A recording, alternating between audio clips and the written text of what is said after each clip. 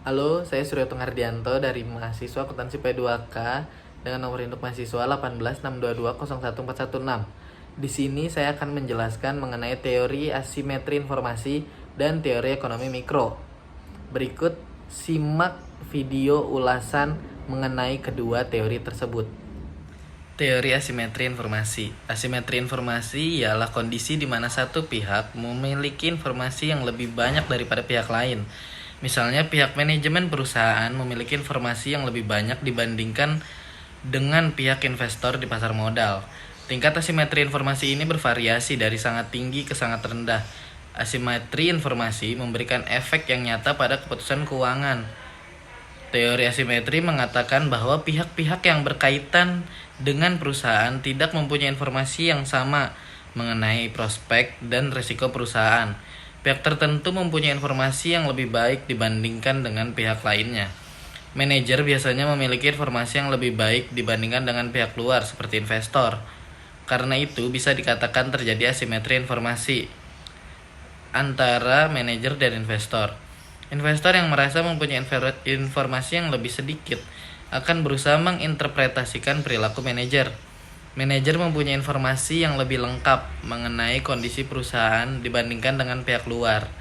Pada saat harga saham menunjukkan nilai yang terlalu tinggi atau overvalue, manajer akan cenderung mengeluarkan saham dengan memanfaatkan harga yang tinggi. Tentunya pihak luar yaitu pihak pasar tidak mau ditipu. Karena itu pada saat penerbitan saham baru diumumkan, harga akan jatuh karena pasar menginterpretasikan atau menanggapi bahwa harga saham sudah overvalue.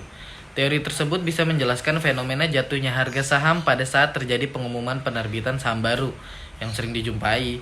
Manajer sebagai pengelola perusahaan lebih banyak mengetahui informasi internal dan prospek perusahaan di masa yang akan datang dibandingkan pemilik atau pemegang saham.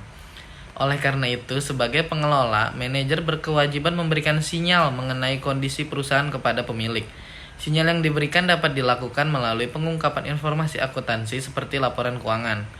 Terdapat dua macam teori asimetri informasi, yaitu yang pertama ialah adverse selections, yaitu bahwa para manajer serta orang-orang dalam lainnya biasanya mengetahui lebih banyak tentang keadaan dan prospek perusahaan dibandingkan investor pihak luar, dan fakta yang mungkin dapat mempengaruhi keputusan yang akan diambil oleh pemegang saham tersebut tidak disampaikan informasinya kepada pemegang saham.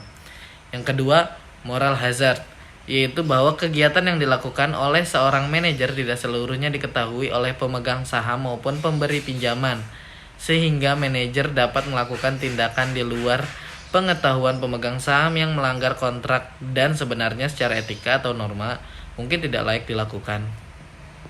Adanya asimetri informasi sendiri memungkinkan adanya konflik yang terjadi antara prinsipal dan agen untuk saling mencoba memanfaatkan pihak lain untuk kepentingan sendiri. Proksi pengukuran dari asimetri informasi yang terdiri atas ukuran perusahaan, umur perusahaan, proporsi saham yang ditawarkan kepada masyarakat, reputasi underwriter dan reputasi auditor terhadap underpricing mengindikasikan bahwa reputasi underwriter dan reputasi auditor berpengaruh terhadap underpricing. Sedangkan ukuran perusahaan, umur perusahaan dan proporsi saham yang ditawarkan tidak berpengaruh terhadap underpricing. Estimasi asimetri informasi dapat dilakukan berdasarkan 3 pendekatan utama, yaitu yang pertama berdasarkan analis forecast. Proksi yang digunakan dalam pendekatan ini ialah keakuratan analisis dalam melakukan prediksi atas earning per share (EPS) dan diprediksi para ahli sebagai ukuran asimetri informasi. Masalah yang sering timbul dari perhitungan ini ialah para analis seringkali bersikap overreacting terhadap informasi positif dan bersikap under 21, reacting terhadap informasi negatif. Selain itu, penggunaan forecast error sebagai cara menghitung asimetri informasi tidak selalu berhubungan dengan tingkat risiko yang dihadapi oleh perusahaan, melainkan mungkin berhubungan dengan fluktuasi dari earning dan bukan disebabkan oleh asimetri informasi yang lebih tinggi. Namun, berpendapat bahwa ada hubungan yang positif antara pendapatan analisis dengan selisih harga bid dan ask. Yang kedua, berdasarkan kesempatan berinvestasi. Bahwa perusahaan dengan tingkat pertumbuhan tinggi mempunyai kemampuan lebih baik untuk memprediksi arus kas pada periode mendatang. Periode tersebut berdasarkan aset perusahaan. Beberapa proksi yang banyak dilakukan adalah rasio market value to book value dari ekuitas, market to book value dari aset, price earning ratio. Alasan menggunakan rasio tersebut adalah sebagai berikut. Rasio market to book value dari ekuitas dan aset selain mencerminkan kinerja perusahaan juga mencerminkan potensi pertumbuhan perusahaan dengan aset yang dimilikinya. Yang kedua, price earning ratio mencerminkan resiko dari pertumbuhan earning yang dihadapi perusahaan. Ketiga, berdasarkan teori market microstructure, yang menjadi perhatian luas dari teori ini adalah bagaimana harga dan volume perdagangan dapat dibentuk. Untuk melihat kedua faktor tersebut, melalui bid-ask spread yang menyatakan bahwa terdapat suatu komponen spread yang turut memberikan kontribusi kerugian yang dialami dealer atau perusahaan ketika melakukan transaksi perdagangan informasi. Bid-ask spread merupakan selisih harga tertinggi di mana trade perdagangan saham bersedia membeli suatu saham dengan harga jual terendah di mana trader bersedia menjual saham tersebut. Pada bidang ekonomi, dikenal adanya dua jenis cabang ekonomi, yaitu ekonomi mikro dan ekonomi makro. Kedua jenis cabang ekonomi tersebut memiliki peranan penting untuk mengukur dan menganalisis tingkat pertumbuhan dari ekonomi, dengan lingkup kecil dan lingkup yang lebih luas. Teori ekonomi mikro mula-mula dikembangkan oleh ilmu klasik pada abad ke-18. Kata mikro sendiri berasal dari bahasa Yunani yang artinya kecil. Teori ini sering mendapat perhatian lebih besar daripada teori ekonomi makro. Ekonomi mikro membicarakan tentang unit-unit individu seperti perusahaan dan rumah tangga yang mengalokasikan pendapatannya untuk membeli barang-barang dan jasa yang beraneka ragam.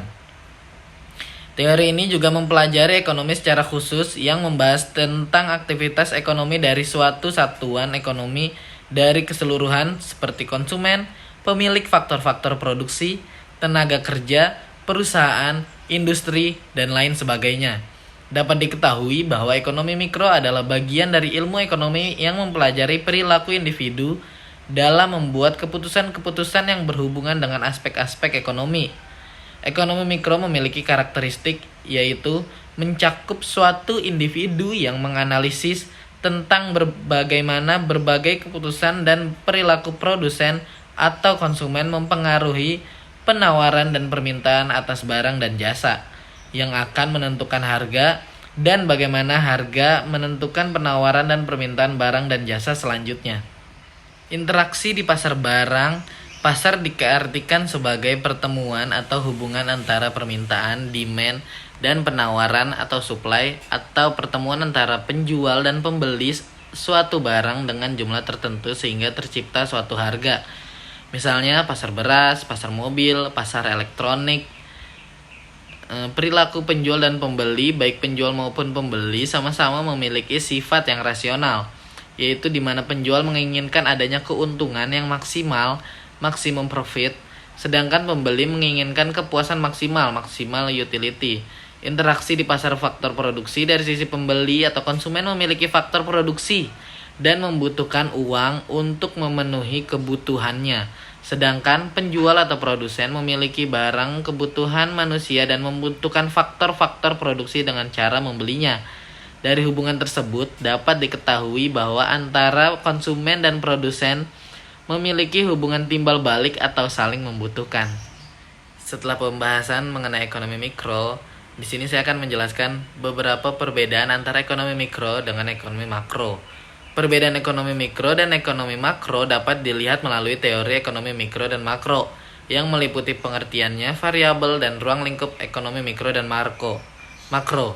Seperti yang telah dijelaskan sebelumnya, bahwa pengertian ekonomi mikro ialah cabang ilmu ekonomi yang mempelajari variabel-variabel ekonomi dalam lingkup kecil, seperti perusahaan dan rumah tangga. Sehingga ekonomi mikro merupakan penjelasan dari variabel ekonomi yang lebih kecil, seperti konsumsi, investasi, dan tabungan, berdasarkan landas kepada teori Adam Smith. Secara umum, ruang lingkup kajiannya adalah produsen dan konsumen. Produsen dan konsumen tersebut dalam dunia ekonomi yang nyatanya adalah individu-individu pada rumah tangga, keluarga, masyarakat, atau perusahaan. Sedangkan ekonomi makro mempelajari variabel-variabel ekonomi secara agregat atau keseluruhan. Variabel-variabel yang juga berdampak yaitu pendapatan nasional, kesempatan kerja, dan atau pengangguran, jumlah uang yang beredar, laju inflasi, pertumbuhan ekonomi, maupun neraca pembayaran internasional. Landasan teori ekonomi makro adalah teori Keynes. Ruang lingkup teori ekonomi makro adalah usaha masyarakat dan pemerintah dalam mengelola faktor produksi secara efisien. Kemudian, selain pengertian variabel dan ruang lingkup, hal yang dapat menjabarkan perbedaan ekonomi mikro dan makro yaitu unit dan tujuan analisis dari masing-masing jenis ekonomi tersebut. Unit analisis dari ekonomi mikro yaitu pembahasan tentang kegiatan ekonomi secara individual. Contoh, permintaan dan penawaran, perilaku konsumen, perilaku produsen, pasar, penerimaan, biaya, dan laba atau rugi dari perusahaan. Sedangkan unit analisis dari ekonomi makro yaitu pembahasan tentang kegiatan ekonomi secara keseluruhan. Contohnya, pendapatan nasional, pertumbuhan ekonomi, inflasi, pengangguran, investasi, dan kebijakan ekonomi.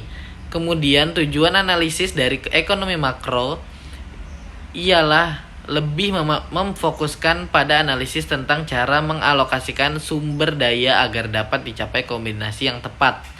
Sedangkan tujuan analisis dari ekonomi makro adalah lebih memfokuskan pada analisis tentang perusahaan kegiatan ekonomi terhadap perekonomian secara keseluruhan. Contoh kebijakan dalam ekonomi mikro. Kebijakan harga terendah salah satu kebijakan yang mengatur alur harga agar terbentuk keseimbangan harga ialah floor price atau kebijakan harga terendah.